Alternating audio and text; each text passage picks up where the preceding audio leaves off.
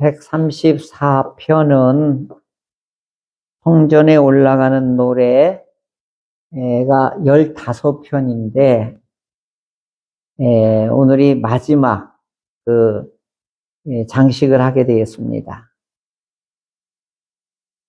근데 유형을 보면 찬양으로 끝나요. 짧고, 그 다음에 여호와를 찬양하라. 이것이 권면으로 끝나는 매우 간결하면서도 강렬한 메시지가 있는 그런 시편이 되겠습니다. 이 시편, 이 120에서 134편까지가 성전에 올라가는 노래라고 하는 것은 지금 성전을 사모하고 성전을 그리워하고 지금 처지 형편이 바벨론 포로에서 극한 어려움에 처해 있는 분들이 시온에서 예루살렘에서 성전에서 제사 드리고 예배 드린 그때가 그리 좋았다라고 하는 것을 가슴 절절히 끓으면서 이 시편을 지금 만들었다. 이렇게 보는 거예요. 그러니까 성전에 올라가는 그 자체를 이분들의 행복으로 보는 거죠. 그래서 포로기 이후에 5권은 성전에서 하나님을 온전히 섬기는 것이 우리에게 복이다라고 하는 것을 5권에 담고 있다라고 학자들은 보고 있는데, 그렇게 보니까 이 시편이 더 역사성도 있고, 그분들 얼마나 힘들었을까 하는 것도 있고, 오늘 낮에 야베스의 기도도 제가 준비하면서 은혜가 된 게 뭐냐면, 고통은 우리 마음을 이렇게 쪼갠다는 거예요. 이렇게 틈을 형성한다는 거예요. 그래서 망, 낙, 심 이렇게 마음을 갈라놓는다는 거죠. 그런데 하나님은 기가 막힌 분이시죠. 이 갈라진 틈에 하나님이 어떻게 해요? 이것의 빛을 이렇게 주입하신다. 그래서 고난이 유익이다. 고통이 유익이다.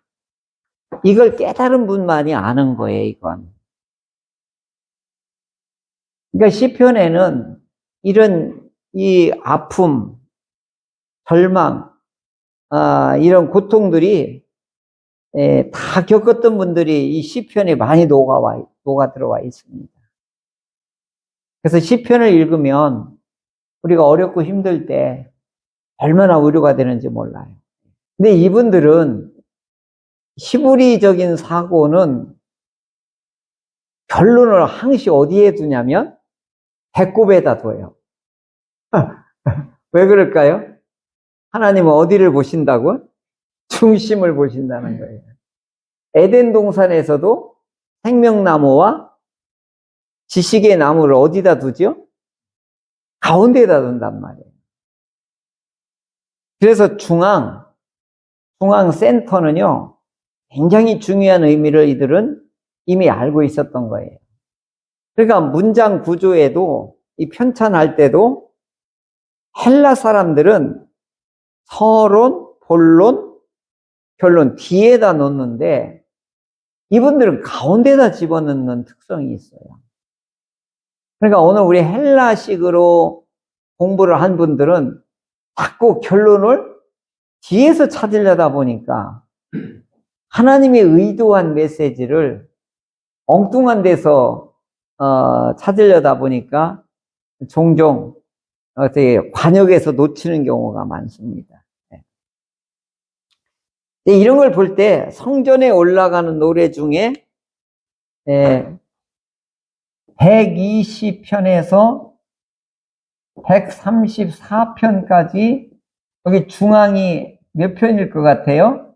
120, 27편이라고요. 그때 여기에서 여기가 중앙이잖아요. 중앙인데 여기서 핵심 단어가 나와요. 집이에요, 집. 127편 한번 넘겨볼까요? 여호와께서 집을 세우지 아니하시면 세우는 자의 수고가 헛되다. 이제 이렇게 시작을 해요. 그리고 뭐예요? 사랑하는 자에게 잠을 주신다. 그리고 자식이 많으면 화살통에 가득한 화살같이 이게 복이다라고 핵심을 여기서 얘기해요.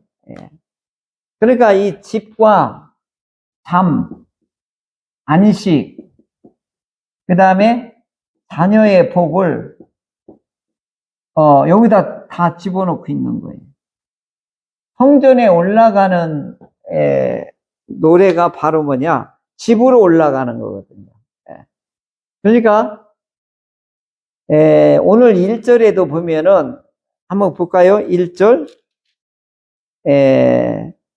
보라 밤에 여호와의 성전에 이렇게 되어 있는데 이건 번역이 잘못됐어요.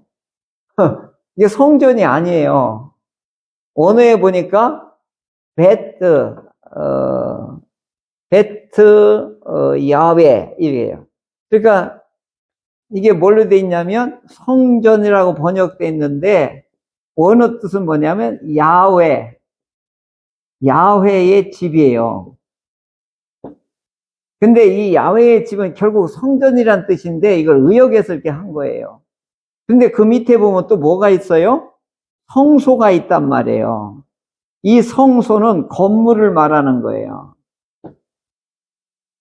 그러니까 이 성전 이때 야훼의 집 요걸 이렇게 분리해서 지금 원어는 쓴 거예요.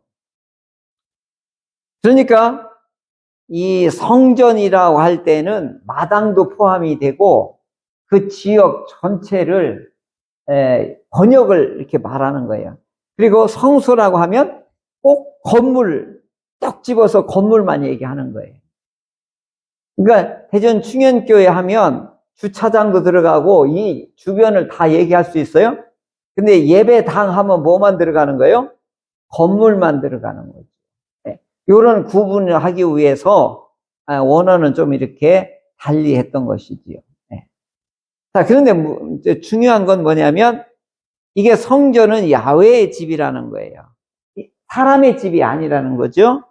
그리고 성소는 하나님을 모신 곳, 지성소가 포함되어 있는 이런 것들을 이제 말하게 되는 것입니다. 그러면 이 성전이라고 할 때는 이 바운다리 전체를 말할 때 이걸 크게는 예루살렘이라고 할 수도 있어요.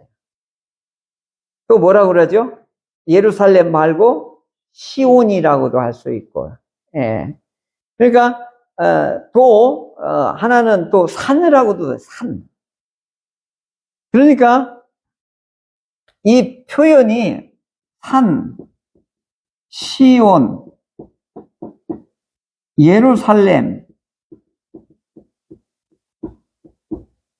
이런 말이 들어가면 야훼의 집으로 생각하면 돼요. 그러니까 성전이 있는 곳이라고 생각하면 돼요. 이제 이렇듯이 이들은 지금 만약에 이들이 바벨론 포로에 있던 이분들은 다니엘도 마찬가지고 항상 정한 시간에 어디를 향해요? 예루살렘을 향해서 창을 열어놓고 기도한 거잖아요. 그건 무슨 의미예요? 이 하나님이 계신 곳을 우러러보면서 그 믿음으로 이렇게 기도를 하는 거죠.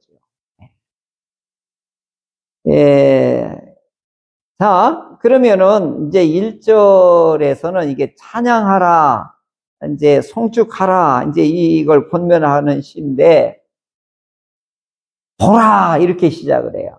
보라. 이건요, 감탄불변사라고도 하는데, 품사로 말하면 주목!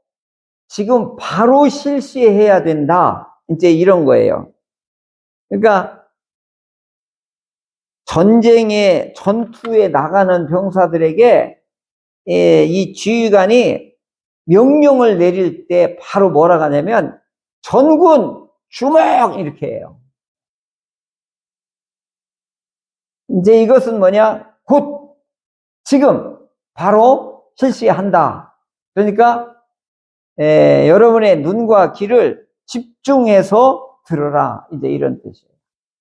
이제 이렇듯이 집중해서 이 메시지를 들으라. 이제 이런 뜻이에요. 보라라고 하는 것은 강력한 집중을 요구하는 표현이죠. 밤에 여호와의 성전에 서 있는 여호와의 모든 종들아, 이렇게 나와요. 밤에 왜 여호와의 성전에 서 있을까요? 이게 다 당시에 성전 제의하고 연관이 돼 있는 거예요. 그러니까 여호와의 모든 종들아 라고 했을 때 지금 상번제를 드려야 되고, 이 레위인 제사장들은 이게 만약에 성전의 업무에 예배 우연으로 딱 지목이 되면 일생에 한 번일 가능성이 높아요. 일생에 한 번. 그때 일주일을 이때 하는데 밤낮으로 해야 돼요. 그런데 이제 이 당시에 성전에서 이 업무를 제의를 지키는 이 제사장들, 예배 우연들은 밤에 이거 기름 떨어지면 큰일 나는 거예요. 거기에 옛날에 올리브유에다가 이게 하고 거기다 항시 기름을 채워야 돼. 아니 뭐 기름통이 이렇게 많아야 20장이 하는데 요만한 등대에다가 하니까 1시간 있으면 홀랑 탈 거 아니에요. 그럼 어떻게 해요? 불 꺼지잖아요? 그 사람 아웃이에요. 돼지에 얻어맞고 어떻게 이를 갈며 쫓겨나요. 옷을 홀딱 벗겨가지고. 큰일 나는 거예요. 그러니까 일주일 동안 이들이 하는 일 중에 하나가 중노동이에요. 중노동. 네. 그러니까 섰다라고 하는 건 뭐냐? 이건 하나님을 섬기는 행위예요. 무릎을 꿇었다 하는 건 뭐 하는 거예요? 이게 하나님 앞에 기도하는 거예요.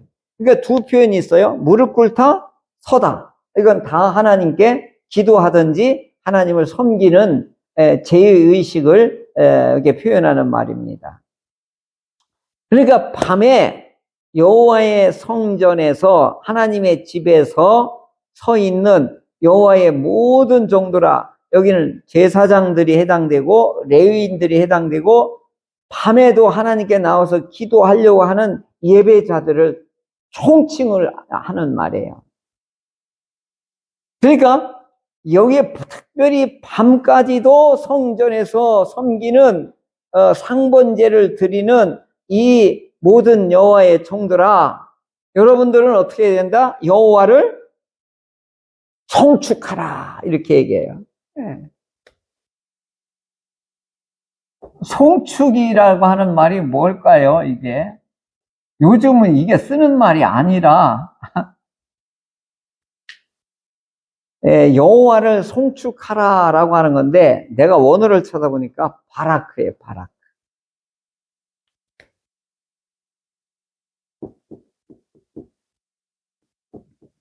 이게 축복이에요. 복이라고 하는 말, 엎드리다. 여기 뜻이 굉장히 많아요. 경배하다, 찬양하다, 감사하다, 중줄줄. 이 바라크 안에는 엄청난 그 내용이 담겨져 있어서 문맥이 아래 위로 이렇게 연결해서 보지 않으면 어떤 의미로 이걸 해석해야 될지가 나오게 되는 거예요. 그러니까 이제 이 히브리 말은 옛날에 단어가 그렇게 많지 않은 걸 하나님의 의도와 목적과 뜻을 이걸 전해야 되니까 단어 하나에 7, 8가지 뜻을 내포하고 있기 때문에 아래 위의 문맥을 반드시 연관해서 봐야지만이 된다라고 하는 거고, 더더욱 어려운 건 뭐냐, 이걸 우리말로 번역을 했잖아요. 그러니까 번역할 수 없는 그 뉘앙스가 있다고요, 히브리어에. 그러니까 번역본으로 우리 개역 개정 성경으로 보려고 하니까 하나님의 진리를 파악하는데 조금 더 어려운 점이 있는 것이죠. 그러니까 결국 성경 사전을 안 볼 수가 없어요. 원어를 안 볼 수가 없어요. 자, 그러니까 송축하라는 뜻이 뭐냐 이거예요. 여호와를 송축하라. 그런데 이 뜻 중에 하나가 축복하다로 하는 뜻이 있어요. 이 송축하라는 말이. 축복하다.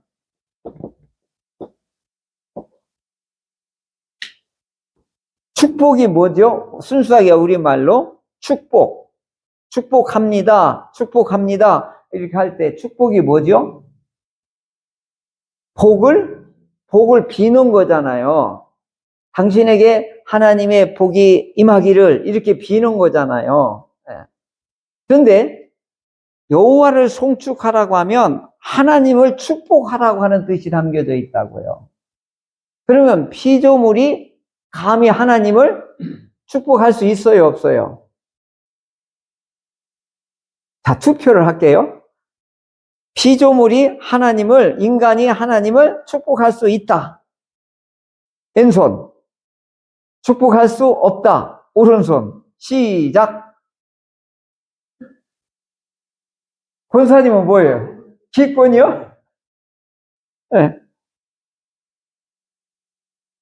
제가 그 전에 축복 기도합니다. 이런 표현은 잘못됐다고 이제 우리 언어상으로 이렇게 얘기했거든요. 근데 오늘 설교 준비를 하다가 송축하라, 이 바라크라고 하는 걸 볼 때 피조물이 하나님을 축복할 수 있어요. 이 단어로만 하면. 여기 송축하라가 하나님을 어떻게 하라는 거예요? 축복을 올리라는 뜻이잖아요. 할 수 있는 거지, 그러니까. 그리고 하나님은 우리에게 복을 주시는 분이란 말이에요. 그러니까 이게요, 이 송축이라는 단어가 기가 막힌 거예요. 쌍방간이에요. 쌍방간. 그러니까 하나님이 만들어놓은 피조물이 하나님을 축복하고 우리를 창조하신 창조주 하나님이 우리를 축복하는 거예요. 이게 쌍방이에요, 쌍방. 이 단어는 피조물과 창조주하고의 뭘 얘기하는 거예요? 친밀한 관계를 얘기하는 거란 말이에요. 그러니까 이 바라크라고 하는 건 또 이 찬양과 감사와 경배라고 하는 뜻도 담겨져 있어요. 그러니까 이 바라크가 굉장히 사전에 보면 막 이렇게 길어요, 해석이. 그러니까 오늘 이 송축하라고 하는 이 단어가 축복하다라고 하는 말이거든요. 그러니까 하나님을 축복하라. 이제 이런 뜻이기도 한 것이 여기에 담겨져 있습니다. 그 다음에 2절에 보면 성소를 향하여 너의 손을 들고 여호와를 여기도 어떻게 하죠? 송축하라 이렇게 이제.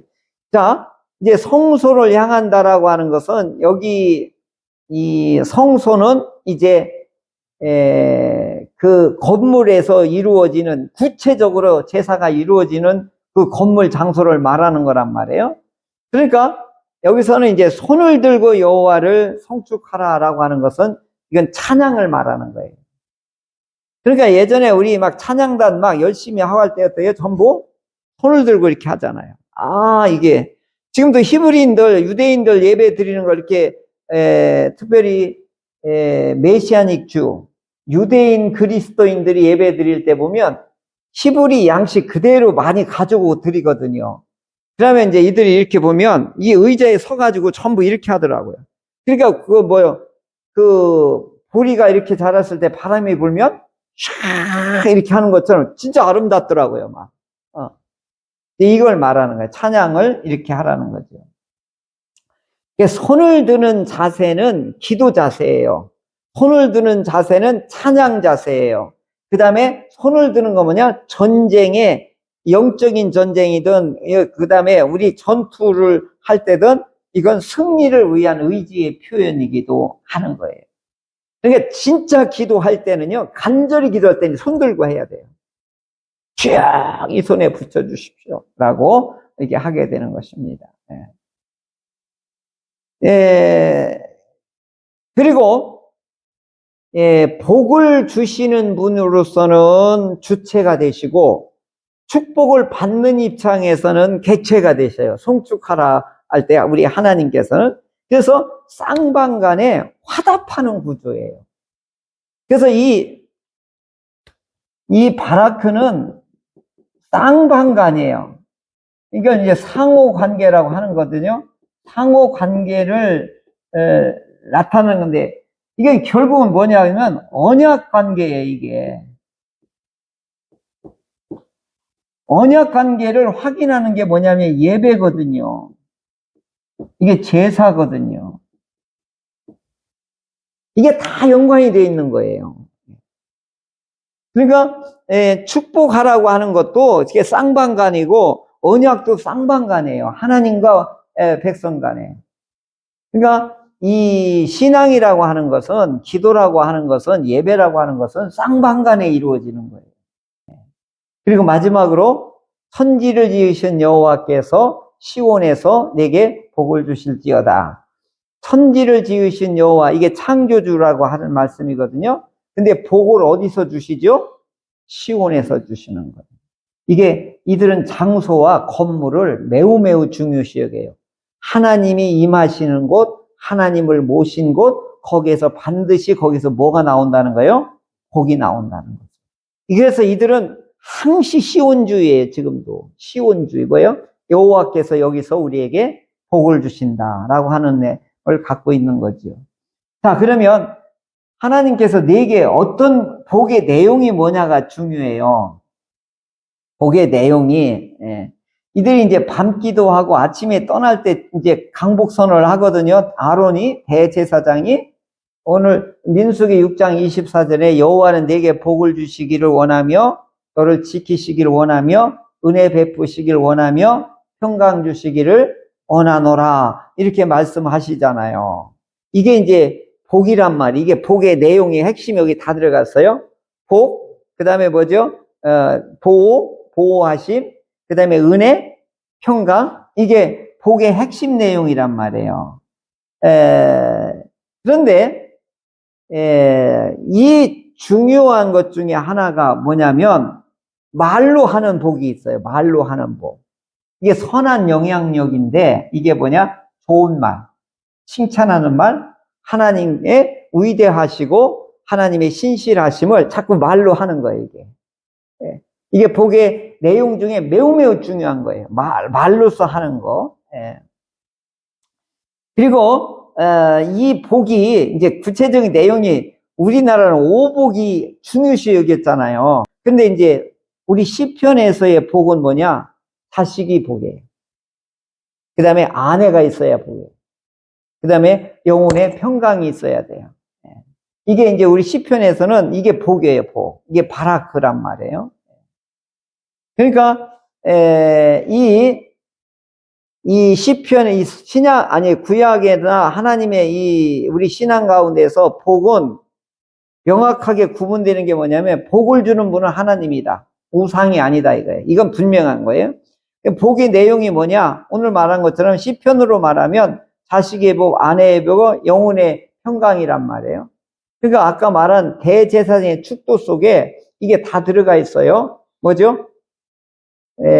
복을 주시기를 원하며, 하나님이 너를 보호하시기를 원하며, 보호의 복, 그 다음에 은혜, 평강이란 말이에요. 근데 이삭이 야곱을 축복할 때 두 가지 복을 빌었어요. 위로부터의 신령한 복, 우리가 이 땅에 살아갈 기름진 복. 이런 것들이 다 이 복의 내용에 들어간 거란 말이에요. 그러니까 우리가 복이 뭐냐고 할 때는 좀 헷갈리니까 좀 이렇게 좀 구체적으로 생각을 하면서 기도하자고요. 시편으로 말하면 자식이 있어야 돼요. 자식이 복이에요. 아내가 있어야 돼요. 그 다음에 평안이 있어야 돼요. 은혜가 있어야 되고, 그 다음에 하나님의 보호하심이 있어야 돼요. 그리고 이 땅에 살아갈 동안 뭐가 있어야 돼요? 물질이 있어야 돼요. 또 하나님과 뭐가 돼야 돼요? 소통이 있어야 된단 말이에요. 그게 기름지, 그게 신령한 복이란 말이에요. 이 복이 어디서 나오느냐? 시온에서 나온다. 이거 성전에서 나온다는 거예요. 그리고 그 복을 받는 사람은 누구예요? 그때 함께 모여서 예배 드릴 때예요. 이게 매우 중요한 거 내가 이번 까졌어요. 대제사장의 축도를 아무 때나 하는 게 아니에요. 함께 예배를 드리고 함께 모였을 때 그때 손을 들고 이렇게 기도하라고 그래요. 이렇게 뭐냐면 아론에게 이렇게 얘기해요. 너희는 이스라엘 자손을 위하여 이렇게 축복하라 이렇게 나와요. 이렇게 축복하라. 그래서 아까 뭐라 하냐면 너를 지키시기를 원하며 복 주시기를 원하며 은혜 베푸시기를 원하며 평강 주시기를 원하라. 이걸 그대로 선포하라는 거예요. 이같이 내 이름으로 이스라엘 자손에게 축복할지니 내가 그들에게 복을 주리라. 대제사장은 뭐만 하면 되는 거예요? 선언만 하면 되는 거예요. 그래서 우리는 축복 기도라고도 하지만 원래 예배학에서는 강복 선언이라고 그래요. 복이 내려오도록 선언한다 해가지고 강복 선언이라고 해요. 그래서 우리 주부에서 강복 선언이라 쓰는 데도 많아요. 이거 예전에 우리 예식서에 나와요. 근데 그거보다는 우리가 익숙한 게 뭐예요? 축복 기도가 이게 더 가까우니까. 그러면 이 복이 언제 주어지느냐, 이거 누구에게 주어지느냐? 같이 모여있는 거룩한 구분되어 있는 하나님의 성소 시온, 특별히 어떻게 해요? 여호와의 집, 어떻게 뭐요? 성소에서 예배 드리는 사람들에게 대제사장이 어떻게 해요? 선언하고 할 때 내가 그들에게 어떻게 해요? 복을 주신다라고 하나님이 약속을 해놓은 거란 말이에요. 그러니까 저는요 그냥 강력하게 선포하는 거예요. 그러면 아멘으로 받는 사람에게 누가 복을 주시는 거예요? 하나님이 주시는 거예요. 또 한 가지 뭐예요? 같은 장소, 같은 시간, 같은 예배, 같은 모였을 때 이게 또 중요한 거예요. 그래서 축도할 때 도망 나가는 사람이 있어요. 이걸 내가 뭐라 하냐면 바보 멍텅이라고 하는 거예요. 아기가 울어서 밖에 있다가도 축도할 때쯤이면 어떻게 하는 거예요? 얼른 들어야 되는 거예요. 그리고 나 집에서 예배 드려야 되지. 이게 또 차원이 달라요. 개인의 편안함 가지고 하나님하고 같이 어울리겠다? 말도 안 되는 거예요. 여기 보면 뭐 어떻게 됐어요? 같은 장소, 같은 시간, 같이 모이는 사람, 그 시간대, 그 장소에서 하나님의 복을 주신다는 것을 이제 여기서 알고 있는데, 이게 성전에 올라가는 하이라이트 마지막 부분이에요. 뭐라고 나왔죠? 3절에 오늘 끄트머리 뭐라고 나왔어요? 시온에서 네게 복을 주신다라고 말씀하고 있습니다.